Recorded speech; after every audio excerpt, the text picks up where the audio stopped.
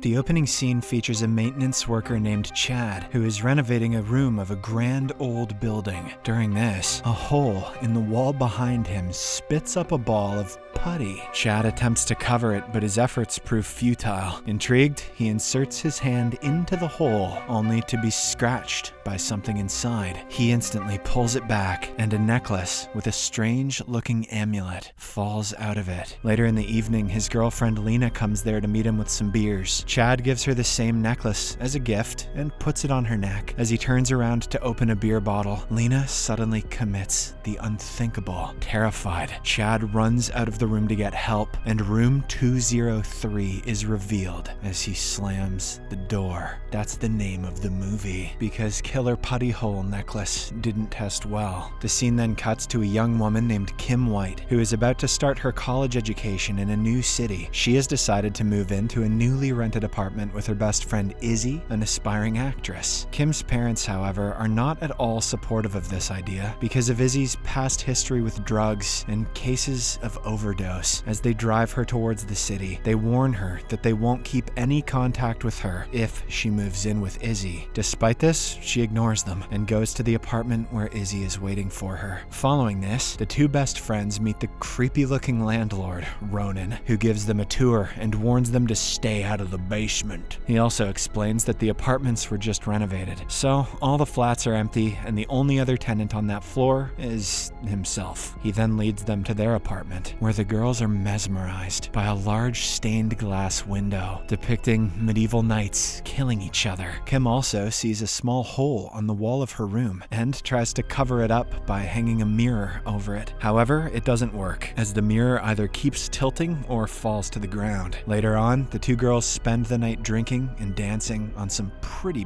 poppin' beats. The next morning, Izzy notices the hole in the wall and tries reaching inside. She then pulls out the same necklace from earlier and starts wearing it. That evening, the girls visit a pub and share drinks with two strangers. After a while of hanging out, they return back to their place, with Izzy bringing one of the guys, named Tony. The two make out down the hall, which is witnessed by Ronin. Following this, Kim goes to bed while Tony and Izzy head to her room. However, she immediately falls asleep, leaving him unsatisfied. Tony then goes to the kitchen and grabs a drink. While relieving himself in the bathroom, an unseen figure passes by, and moments later, he is fatally stabbed with a knife. The following morning, Izzy assumes that he left before she woke up. This is because the body has somehow vanished from the washroom. Just then, Kim realizes that she's late for her orientation class, so she hurriedly gets ready and rushes towards her college. But despite her best efforts, she ends up missing it completely. As she is contemplating what to do next, a tour guide named Ian approaches her. He offers to give her a private tour of the campus in exchange for a coffee. Kim agrees, and they soon bond over their shared passion for journalism. Through their conversation, we learn that Kim has been helping Izzy to cope with the death of her mother and her subsequent drug use. Ian advises her to start writing down all of her experiences because she'll soon have to submit a journal to a notoriously difficult professor. Afterwards, Kim returns home and finds a note from Izzy, informing her that she's out for some drinks. Being alone, she decides to heed Ian's advice to write a paper on Izzy's life. Late at night, Kim is awakened by fluttering sounds and witnesses a bird-like creature slither into the hole in her wall. As she slowly goes to check, she is startled by banging on the door. When she opens it, she finds Izzy, who has a music box in her hand and blood spilling down from her head. Worried, Kim takes care of her and keeps her company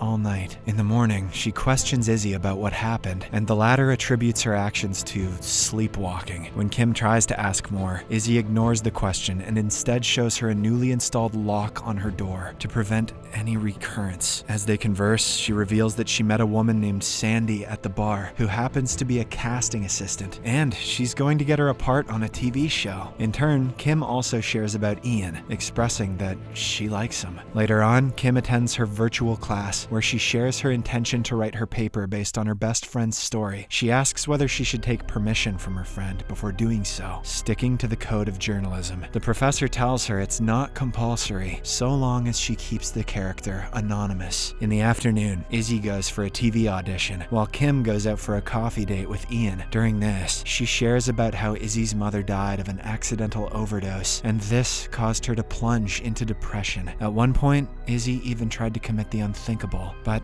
failed. Returning home, Kim continues to work on her journal when she hears their front door open. She peeps through her room door and sees Izzy and Sandy, who soon begin to make out. Kim opts not to disturb them and goes to bed. At midnight, she wakes up to the sounds of the music box and follows them to the living room. There, she finds Izzy holding it and staring at the stained glass window. As Kim reaches her, Izzy screams as if in a possessed trance and runs towards the restricted basement. Despite being scared, Kim follows her and manages to retrieve the music box from her hand. Finally out of the trance, Izzy wets herself and cries out loud due to fear. Being the good friend that she is, Kim brings her back to her room and consoles her lovingly. The next day, she confides in Ian about what's been going on, including the musical box, the hole in her room, and the necklace Izzy retrieved from it. In response, he advises her to research this matter. Just go to the library and look up hole walls, and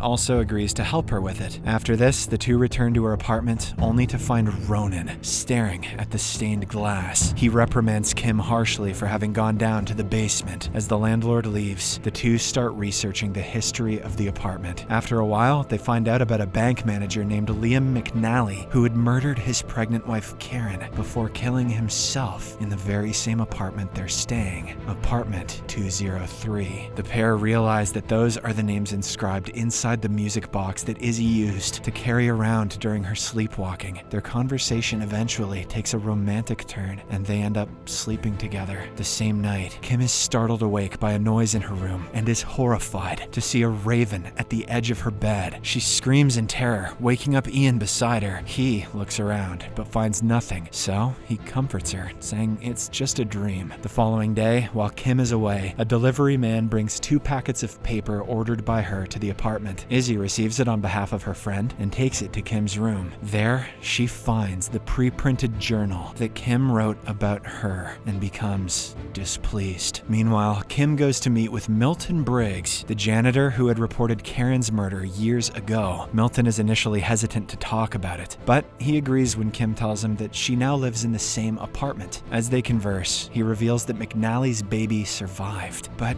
he doesn't know what happened to him. Armed with this information, Kim returns to the apartment only to be confronted by Izzy about the journal. She accuses her of betrayal when she needed her the most. Kim tries to tell her about the apartment's creepy history, but Izzy dismisses her and storms off in anger. On the other hand, Ian visits St. Marks Cathedral to compare the stained glass windows there to the pictures he found in room 203. He soon realizes one of his pictures is upside down and actually depicts a demon. When he further connects the images to Celtic pagan symbols, he learns that it matches with an Irish mythology figure, Morrigu, who often appears in the form of a crow and symbolizes death. Back at the apartment, Kim, who is upset by the argument, starts hammering the hole on the wall until a shriveled up, nasty old hand from a dead body falls out of it, freaking her out. Right then, Ronin shows up from behind and abducts her before tying her up in his room. It is at this moment that he reveals he is none other than the son of Liam and Karen McNally, and the necklace Izzy has been wearing belonged to his mother. According to him, the curse chooses its victim through the necklace and compels them to kill oneself as well as others. However, Izzy is somehow resisting it, likely due to her resilience from her troubled past. Fearing that Morrigu will come after him, Ronin now intends to kill both the tenants and present them as sacrificial offerings. Meanwhile, Ian, who is aware of the truth, rushes to Kim's apartment to save her. Upon arriving, he stumbles upon Izzy, who is seemingly possessed. She pretends to seduce him, but soon showcases her demonic version and claims his life. Simultaneously, Ronin pins Kim down and starts reciting a ritual from his father's diary. But as he is about to kill her, she kicks him off, retrieves his knife, and stabs him in the eye. She then flees towards her room, where she is greeted by the grim sight of Ian's dead body. Heartbroken, she apologizes to him and covers him with a blanket. At the same time, time, she spots Izzy heading down to the basement. Kim follows her, narrowly escaping the grasp of Ronin. After a prolonged chase, Ronin finally catches up to her. He draws his gun to shoot her, but at the same time, he gets possessed by the demon and ends up turning the gun on himself. Following this, Kim continues searching for Izzy and eventually finds her at the other end of a long hall amidst the flickering lights. Izzy shifts between her real self, who asks for help, and her possessed self, who grins and laughs scarily.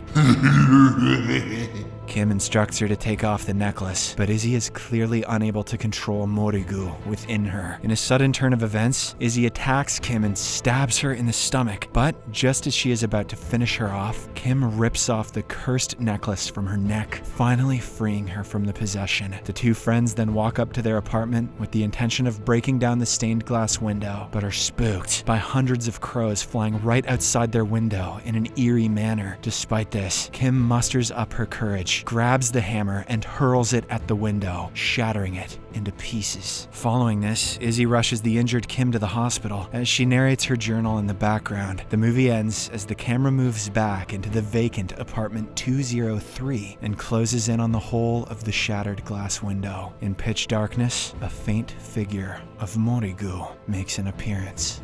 Subscribe for more videos like this, turn on notifications, and leave a like to help the channel out. Thank you for watching.